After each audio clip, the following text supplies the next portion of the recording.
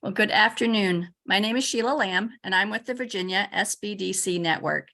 For those of you that are not familiar with our organization, the Virginia Small Business Development Center is a partnership program between the U.S. Small Business Administration, George Mason University, and local host institutions throughout Virginia.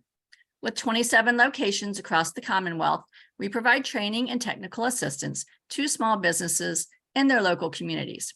Our one-on-one advising services are available at no charge. Today's webinar, Why Cybersecurity is Relevant to Everyone, is presented by the Virginia SBDC Network. We are recording today's presentation and it will be posted on our website, virginiasbdc.org. Due to the large number of participants, everyone's microphone is muted, but if you have questions during the presentation, you can type those into the Q&A box and we will address them at the end of the session.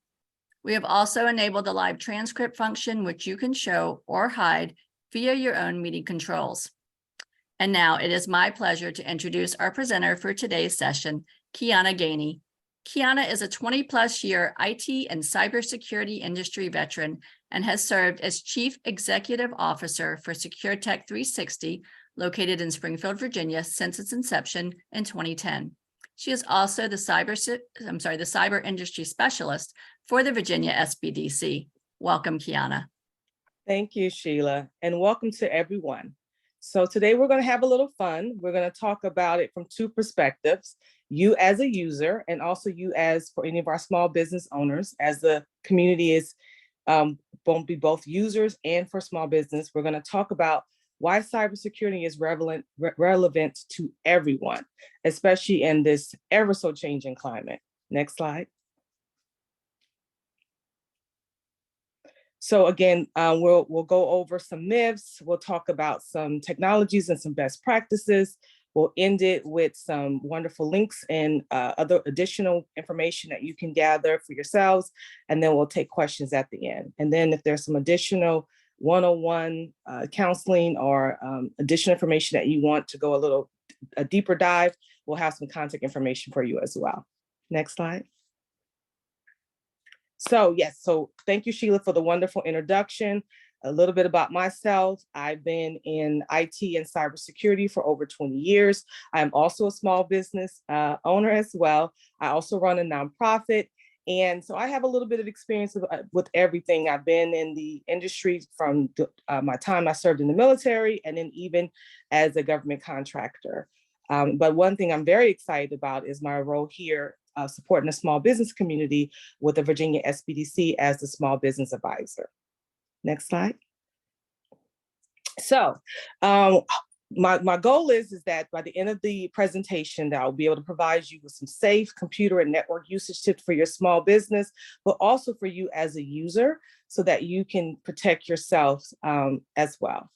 Next slide. So let's just jump right in. So today, I know even with myself, even I watch the news every morning, you see that the cyber attacks are continuing to grow.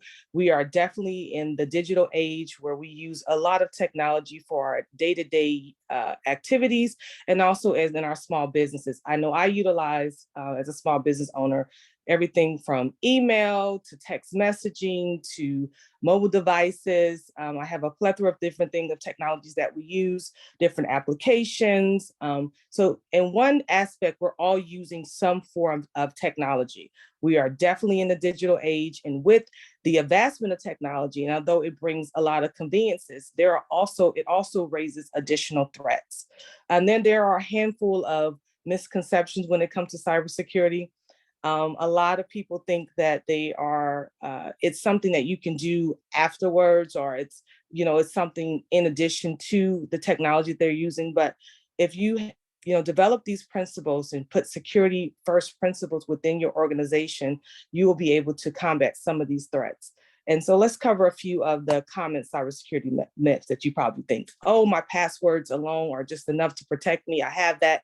I don't understand why we're doing all of this multi-factor authentication anymore.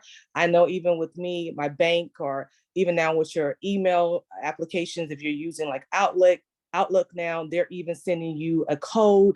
Those are multi-layer defenses to be able to strengthen that your security that you have in place outside of your passwords, it helps be able to keep your data safe as well. So they're definitely essential, just like strong passwords are essential. These type of multi-layer defenses will also be very key to keeping your organization safe and also keeping you safe online when you're surfing the web or you're doing your banking or anything that you're doing that you want to keep safe. So keep in mind, although they may seem like they're small inconveniences, they're also there to protect you as well.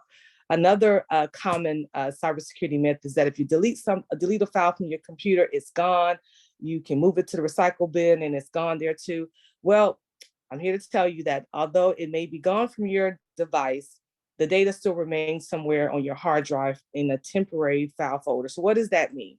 That means that if you're handling any personal or sensitive information, that you make sure that you keep that in mind, that even though you've deleted off your computer, that it's there. So let's say if your computers, you're starting to think about, oh, I'm going to buy new computers, and there's been some computers that you've had in your organization for a while, there are additional steps that you need to take to make sure that before you recycle said computer that you've been using, that you do a complete wipe of the files that are on that computer so that you're not handing or recycling or making sure that that information is no longer there.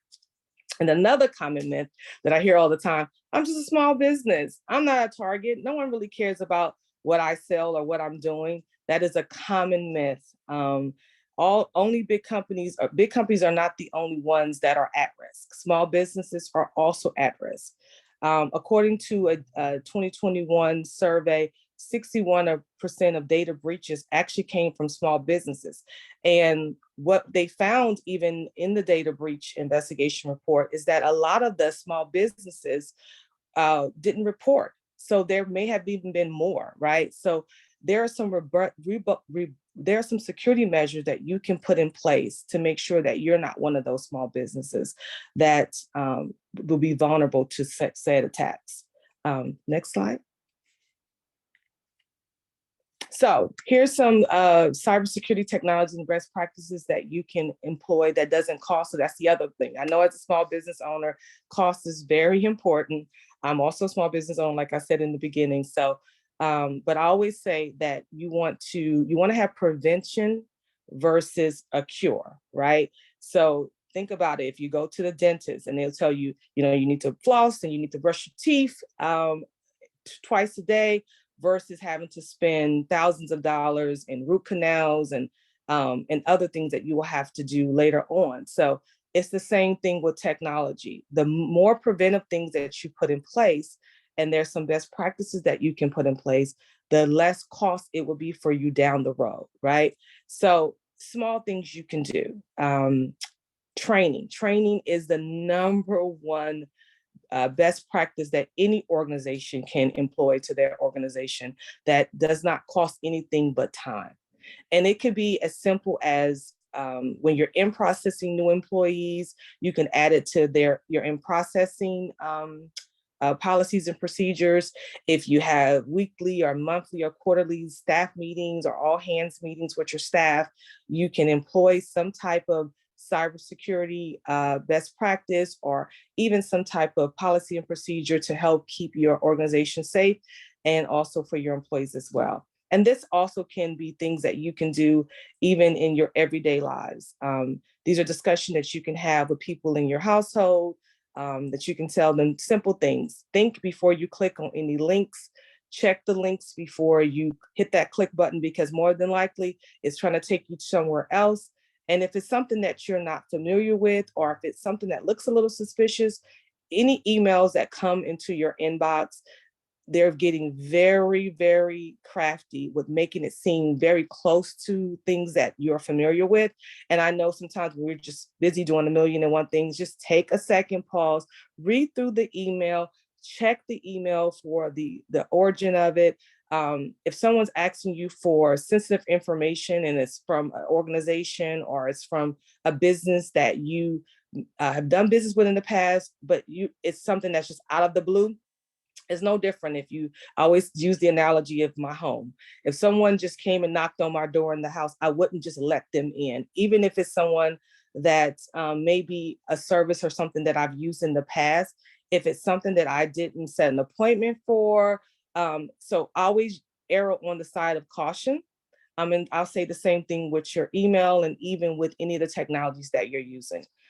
If you are using sensitive information in your organization, make sure you have somewhere where you can store it after hours, or a process or a policy in place that if someone comes into the organization and they don't have what I like to call, any of my military folks here, a need to know, if that even employees, if that employee works in HR and it's financial documents, they shouldn't have access to that unless it's something that's dealing with their job. So make sure that each employee understands that the information for their particular job is their responsibility, and they should secure it and make sure that it's secure even from employees or people that's within the organization. And then after hours, if you have a large organization where maybe you're in a shared space, and you are a small business and you share space with other small businesses, make sure you're having a place where you can secure your sensitive information. You can also even use something as like a little fire safe that you can have with a lock. You can put it in there, make sure it's under lock and key, or even a file cabinet. Get a file cabinet that has a lock so that you can be able to lock up those documents as well. Double check any websites that you're using, especially if you're doing anything with sensitive information. Make sure they just have an HTTPS. The S signifies that that website is secure. If you are using a Bluetooth connection, when you're not using it, disable it. Any type of connections that you have within your organization, when you're not using them, if feasible, disable them so that you don't keep those open ports open. And I know this one is maybe a little easier said than done. Avoid using public networks. I know sometimes we're working, a lot of us have the opportunities to work remote and we use public networks. If you have a capability on your mobile device to use your hotspot, use your hotspot. If you have the option, avoid using any public networks. If you are using a public network, again, make sure you check with the store or wherever you're at. If it's a Starbucks, make sure that you're logging into the Starbucks network, because sometimes hackers can get very sophisticated and have something that looks very similar to what is there as well. So just check to make sure that whatever network that you are accessing, that is indeed the network that you're supposed to be accessing. And then also, if you are going to be looking or surfing, make sure you're not looking at any sensitive information or anything that can cause additional issues. And then also keep your software up to date. We see the little button that says update your software. You can develop a policy and procedure. And this is even for our users that don't have a small business. If you have devices that you're using, make sure that you keep your software up to date. Why this is important is because most of the applications and technologies that we're using, their security is like a point in time. They're constantly updating. They're constantly having new developments in the technology that you're using. So you want to make sure that it's the most up to date. Again, we talked about avoiding opening suspicious emails. If possible, deploy some type of antivirus software. There are a lot of different antivirus software that's on the market. So find one that's more suitable for your organization. I know sometimes cost can be a factor, but this is another thing where prevention is better than a cure. And then if all possible, if you can't use two-factor authentication, use strong passwords. Make sure you're not writing down the passwords and leaving them out where anybody can get them. I always say use something that is familiar to you, but it would be hard for someone else to guess. So, and don't use the same passwords for everything.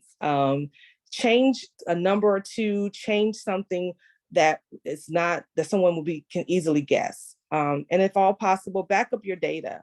Back up your data. You can do it in increments, or you can do daily, or you can do it, put yourself on a schedule to remind yourself to back up your data. So make sure that if something does happen and you have to do some type of disaster recovery, that you have the most up-to-date information. And the way you can do that is ensuring that is making sure that you're backing up your data.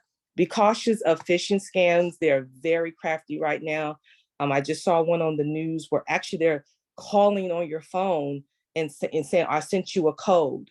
Banks, Most financial organizations do not have the capacity. The FBI, I've seen ones where the FBI wants you to call right back. The IRS wants you to call right back. They don't have the capacity to be able to call and have you verify information over the phone. So if someone's calling you, requesting information, and it's not something that you have initiated, hang up the phone, call the 1-800 number to that organization, and then you start the conversation. Do not give out any sensitive information. I've noticed this has been something that's been going on, especially with our seniors. They're definitely targeting our seniors. That's from the Social Security Administration. My godmother had just sent me something maybe a few weeks ago where the Social Security Administration was requesting information from her. They sent her an email, and then they sent her a text message. And then when they didn't get a response, they picked up the phone and called her. But because we try to keep an open communication with our seniors, with our young folks, or even us as regular users, we keep those open conversations so that they can make sure that they're aware of the latest phishing scams that are out there, so that they don't become vulnerable to that. So these are best practices that you can put in place for your organization or even in your everyday lives. Again, when feasible, you can also use two-factor authentication. That also helps with, along with strong passwords. And then also don't reuse passwords. I know sometimes we have a million passwords. It's so much easier to use passwords. You're like, I just learned this one and I have to change it again. So the reason for that is that you don't want to, make yourself vulnerable when you don't have to be vulnerable. Next slide. So in conclusion, I know I covered a lot. I wanted to make sure that we covered some common myths and then also gave you some tools so that you can keep yourself, protected in the digital age. The rapid advancement of technology has brought immense opportunities and convenience. It's definitely made convenience for a lot of our lives, but it's also exposed individual organizations to risk and threats that's just out of this world.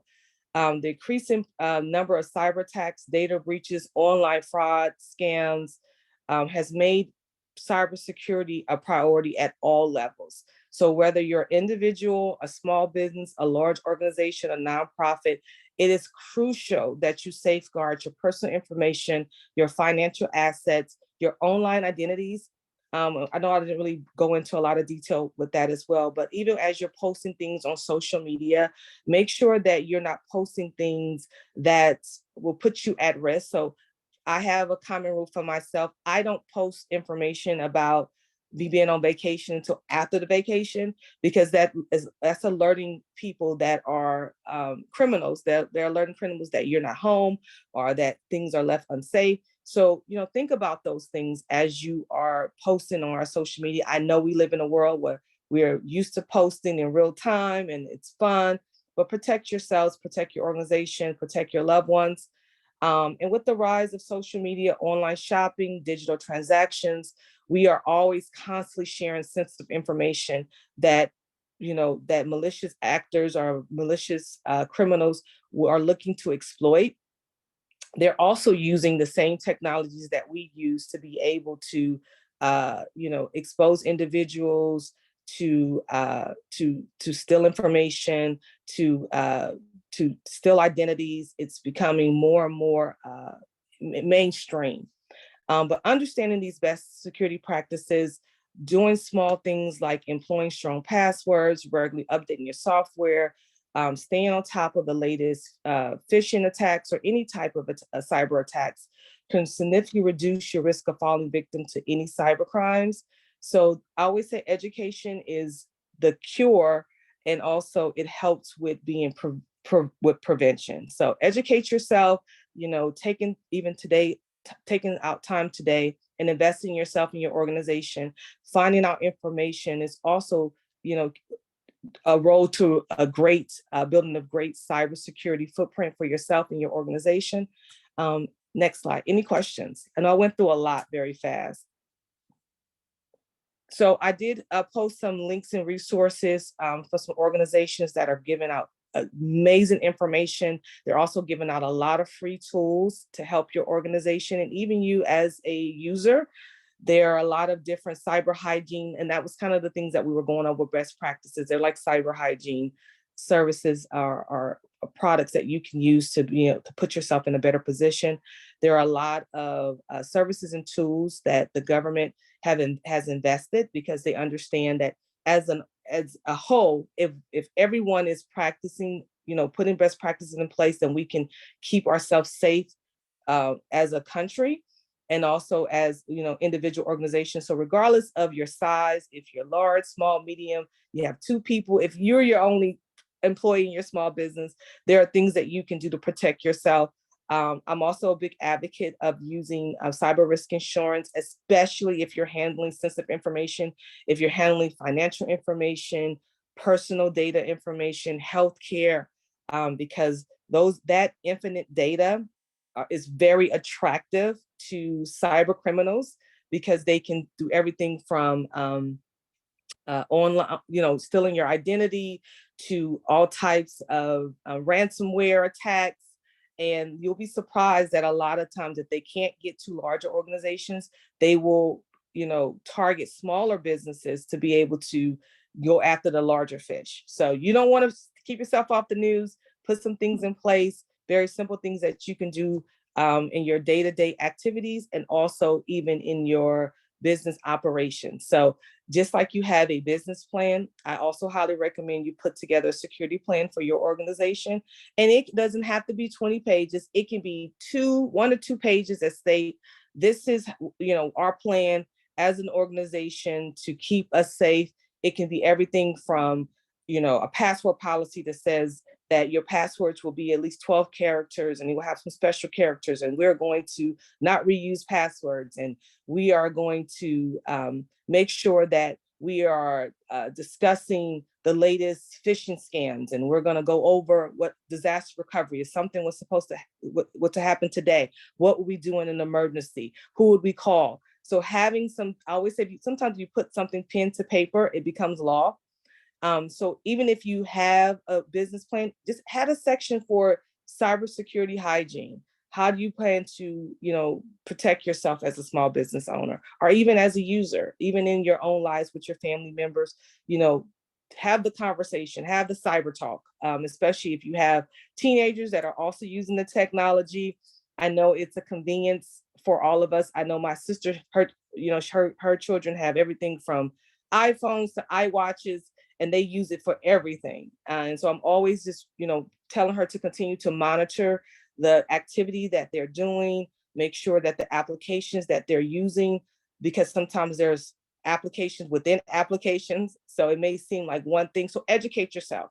Even if you're not the technologist in your family, even if there's Google searches that you can do, and you'll be surprised that there are a lot of forums, especially for parents, that talk about different applications and making sure that you're keeping your kids safe, because they found, people will post even the good and the bad things about every technology. So do your research and make sure that even if it's something that provides you with a convenience, if it's putting yourself or your children or your loved ones at risk, think before you either buy, or think before you add that type of technology to your everyday lives.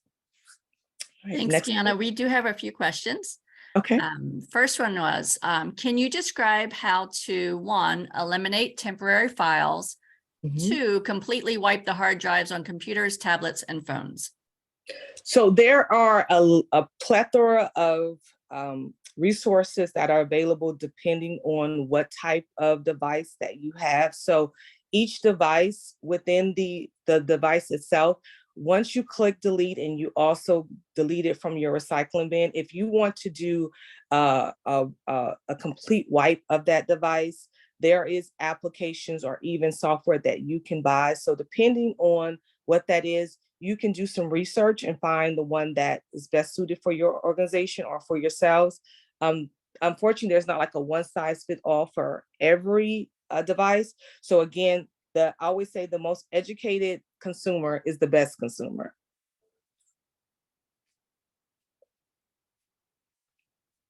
Okay. What are your thoughts on VPNs? So VPNs, for anyone that's not familiar with the acronym, it's called virtual private networks.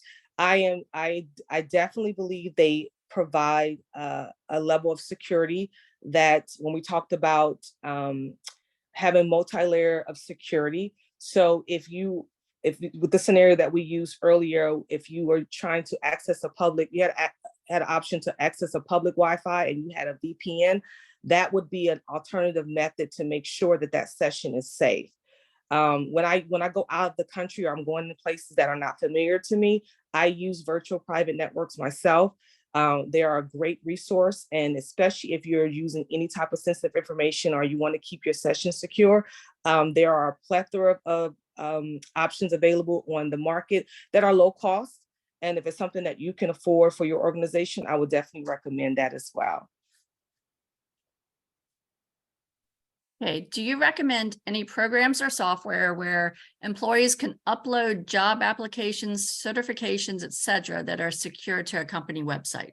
Oh, that's a great one. So there are a lot of things, there are a lot of products that are on the market that you can use for your organization to be able to upload. I know even like my accountings have a particular program that they use where I can upload some of my financial documents. And so do your research again and find one that will be the best for your organization. You know exactly what documents that you want to secure, things like job applications, because people are using their address and they're using a lot of their sensitive information. Depending on what type of website that you're using, do your research to see which program or software will be best used for that particular type of website. And so I think that you definitely should employ some type of software or product to be able to secure that information sharing, and also to have a place where you can store it, so that when you do receive that information, that it's somewhere that is in a secure place that only a few people have access to. We talked about need to know a little bit as far today as well, but also putting those different access control lists together on who would have access to said information. If it's someone that is a trusted person that's working within that particular portion of the organization and they have responsibility, make sure that they also have some additional training, because that's what we would consider like privileged access or a privileged user. So they would even have maybe escalated privileges than probably someone else in the organization. So that's some additional things that you probably want to keep in mind too. And as we talked about the security plan, make sure you have a section about how you will handle securing, transferring, storing sensitive information, and who would have access to that as well. Next question. Any thoughts on encryption? Encryption, just like we talked about with the virtual private network, that is another tool that you can put in your toolbox for multi-layer defense. It definitely provides you with an extra level of protection. So if it's something that you can afford for your small business, or even you as a regular user and as an option to use it, I will definitely employ that as well. I'll say 90% of my organization that use mobile devices and they're working remote, I make sure that those devices have encryption, so that if something happened in the case that they lost the laptop or they lost the device, we also have remote capabilities so that we can do a remote wipe to make sure that there's no data that someone can actually physically take off the device as well. So those are things that you can put into place. Again, putting together that security plan, adding how you will deal with who would have access. Those are things that you can discuss, as an organization, and also make sure that those things are written down and things that you are talking about constantly within your organization. Okay, so this one is, I would also check your credit score every year to make sure there's nothing on your credit report. Would you agree with that? And fraud, personal insurance, is that a good idea? Yes, and yes. Because identity theft is taking off in record numbers, especially in this ever so changing climate. You can get a free credit report. It's something that is free to you every year. It is definitely a best practice, especially making sure that anything that's on your credit report is accurate. and the things that are not. It gives you an opportunity to either have those things removed or to see if someone was trying to access your credit as well. And if there's an option for you and you can afford it, if you can get some additional insurance to protect yourself, it does not hurt. I always say you want as many tools in your toolbox, especially when we're in an ever so changing climate and you want to protect yourself, especially your online identity, your identity as a whole. That is definitely a best practice with checking your credit reports, and even if for your business credit reports as well. So your individual credit reports and your business credit reports, you can make that as another best practice that you do annually. Just like you do cybersecurity training, you can maybe put an alert annually that you check your credit reports to make sure the information that's on there is correct, and to also see if something is happening on your credit that that may lead to something like identity theft. And then also too, if you can probably do a quarterly if that's something that's feasible for you as well. And sometimes you get recruiters asking too much information. That can be a way of phishing as well. Have you seen this? Yes. I think I seen someone just did I want to say it was on the news maybe a few weeks ago, where they were saying that if as people are on, as a lot of organizations are downsizing and they are record numbers for people applying for jobs, again, cyber criminals are looking for trends. They're looking for things that are happening, unusual things that are happening in the current marketplace. So if they see that most of these tech companies are laying off 20% of their staff, 30% of their staff, which means that more people are going to be looking for work, right? So the opportunity to get information, right, becomes very attractive to cyber criminals. So if you are applying for work and you notice that the organization is, asking for additional information that seems very unusual, if something seems unusual, always say err on the side of caution. Find the direct phone number, or email the organization to see if this representative or this recruiter is working on their behalf. And if they are, if you find that their practices are not up to par, also report that as well, so that they can track that to see if someone is, is masquerading as someone that they're not. So yes, I also err on the caution, unless I never put my physical address on my resume, only because, again, people can take things like your name, your email address, and your physical address, and they can open up accounts or in your name. So, the information sharing, you also have to use best practices and make sure in every case that you are not giving out more information than needed. All right, we have had one more question pop up, and if there are any more questions, please go ahead and drop them in the Q&A box.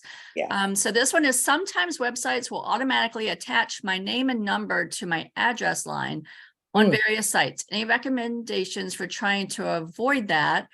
Or do I have to just keep watching them and sending takedown notices so that they don't have my personal household info out there for free?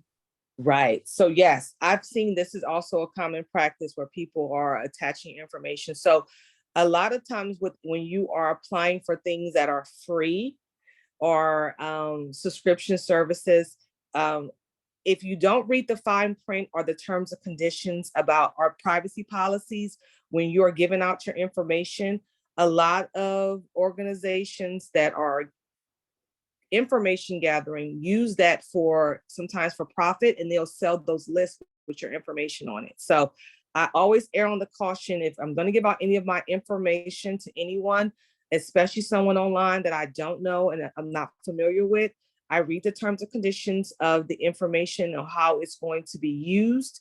I read the privacy policies to make sure that my information is not going to be sold. And then also it becomes a hassle, but you have to just, if you see your name popping up, I often do Google searches on myself. I do this probably monthly. I put in my first and my last name just to see what comes up and pops up. And if I see it in places where I haven't put out my information, I will contact the website, or I'll contact the site administrator, and I request to have my information taken down. It is your information. If you didn't get permission to give out your information, you definitely can reach out to those organizations and request that your information is taken down. But also just be aware, be very cautious about when you're signing up for different webinars, or you're signing up for all these different things, that people are actually gathering information about you too as a person. So keep that in mind as well. Okay, no other questions right now. Does anyone else have anything for Quiana? Okay, we have one. Is there any way to check my name, credit card, etc., and to see if it's been posted on the dark web? I've heard they sell lists. They do sell lists.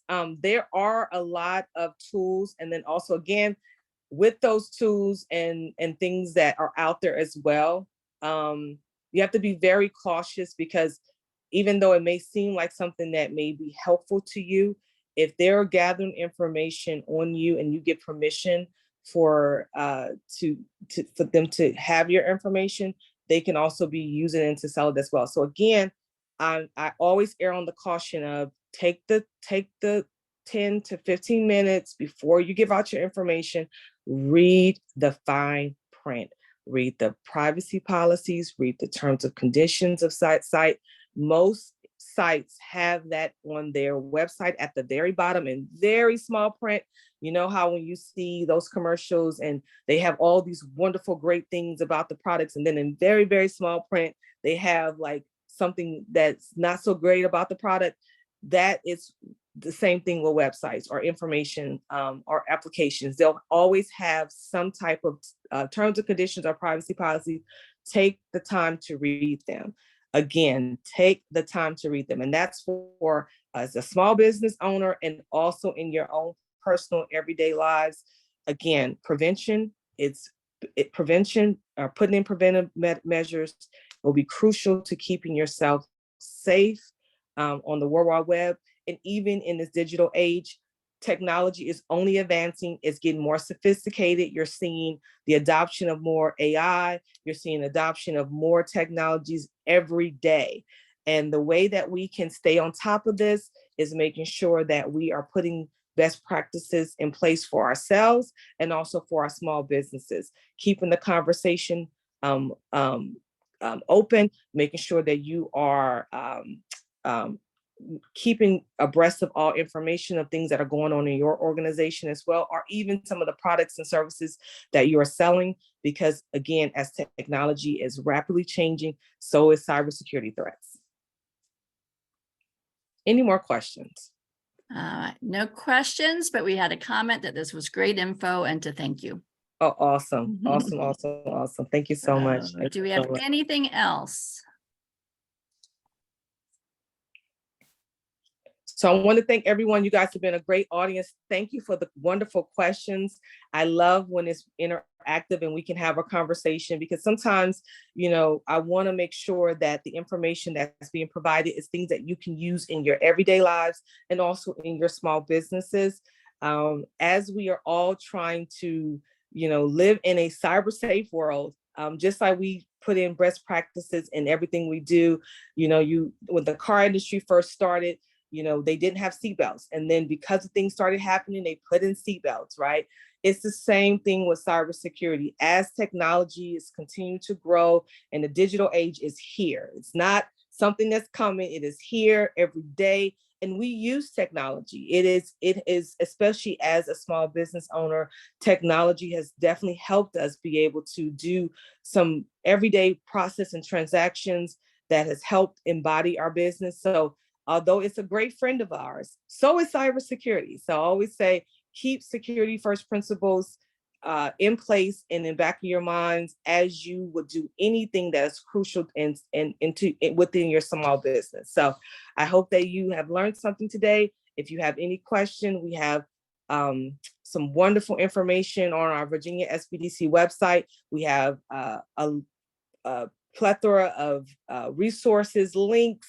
If you need some help with putting together things like a security plan, a disaster recovery plan, incident response plan, things I threw out today, there's a great resource that's provided to you as a Virginia SBDC called Posture. There's some links to some webinars, past and present. We have some that's coming up, so stay tuned, and thank you again. Thank you, Quiana, and thank you all for attending today. You will receive an email with a link to the recording and these slides, so you will have all these links ready for you when you need them. If you would like to sign up for upcoming webinars or access recorded webinars, please visit virginiasbdc.org/training. This webinar and other SBD resources are designed to be used in collaboration with your local SBDC advisors. You can sign up for a free and confidential session by emailing help@virginiasbdc.org or via our website. We hope to see you at our next session. Take care, everyone. Thank you. Bye.